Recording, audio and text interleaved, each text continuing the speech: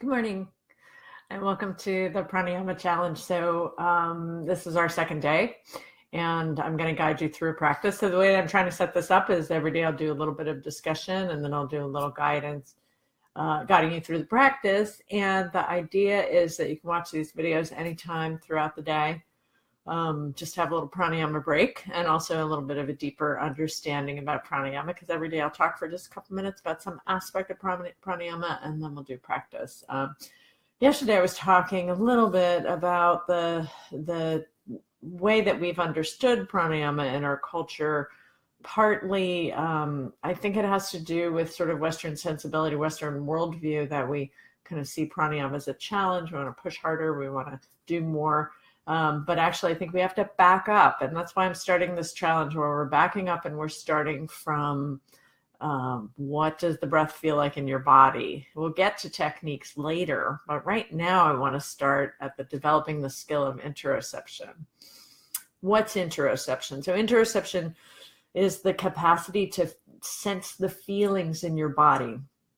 It was first defined in the early 20th century by this guy named Sheraton. You don't need to know this, but the thing is that initially the understanding of pranayama was like, what are the feelings in my viscera and how do they go up to my brain? So like if I have to pee or if I'm hungry or if I need to take a deep breath, those kinds of things that are sending signals to the brain.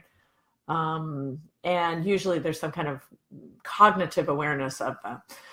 So the way that I think this, and now the concept of interoception is really about like, how do I feel in every sense, like temperature, the feeling of sunshine on my body, and how does that make me feel emotionally, all of those things. So it's a very global feeling, which is why it's getting more and more understood. So how do we use this idea of interoception and apply it to improve our pranayama practice, right?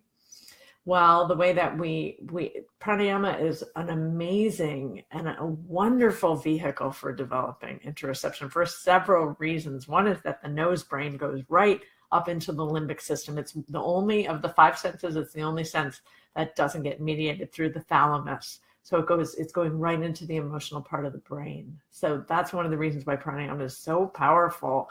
For someone sent me a request to be in my live video. I don't have time for that, Mariana, sorry, but I didn't even know that was a request. But maybe we can talk about that some other time. Send me a message. Okay, so anyway, I was talking about this idea that the nose brain goes right, the breath goes right into the limbic system, which is why pranayama is so powerful for helping us to calm the nervous system, right? So yesterday we did a practice where we're just noticing the sensations in the space between your nose and your lip, your upper lip, and just sort of the very entrance, the gate of the prana.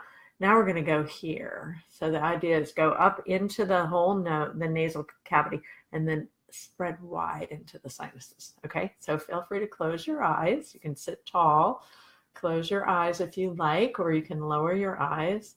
Let the shoulders soften a bit. You can soften the muscles in your face.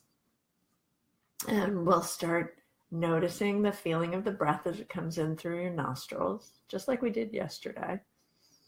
You don't have to change your breath or anything yet. We're not there. We're going to build up to that place. So right now, just notice, just awareness, noticing. This speaks right to this idea of interoceptive capacity, interoceptive skill building.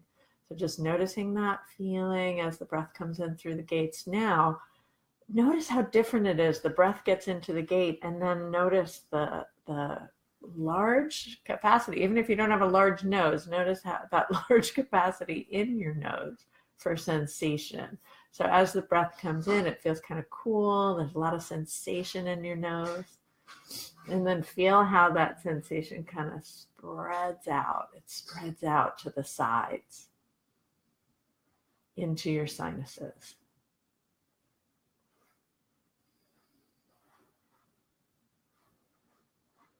Let's do a few more nice, long, slow breaths here and just feel how much space there is. Space into the sides, into the cheeks. So you're kind of getting the sinuses a little bit. Sort of noticing the spaciousness in the sinuses, noticing the spaciousness in your nose. And then yesterday we talked about, this is a nice place to go again, is notice if you feel more spaciousness on the right side of the whole nose and into the sinuses in the cheek, or more in the left side. Where are you noticing more?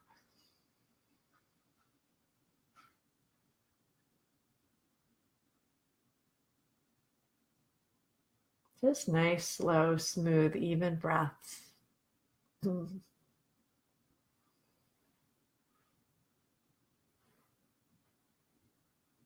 Okay, last breath. And when you're ready, you can let your eyes float open. So I hope you have two good techniques to work on today. One is going in through the gates and the sensation of the breath here. And the second is the nose and the side. So we did the gates yesterday. We did the nose out to the cheeks today.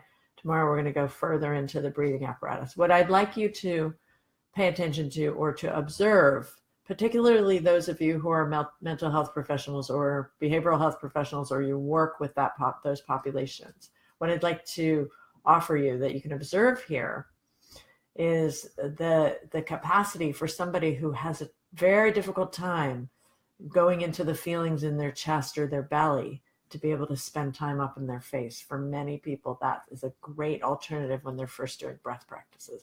But for all of us, we can work harder on having it, or I don't want to say work harder, we can experience, easily experience these sensations in a way that is going to be really wonderful for building interoceptive awareness and helping to mediate or to mediate the emotional responses in our bodies, in our lives. Okay, thanks for being here. I'll see you tomorrow. Namaste.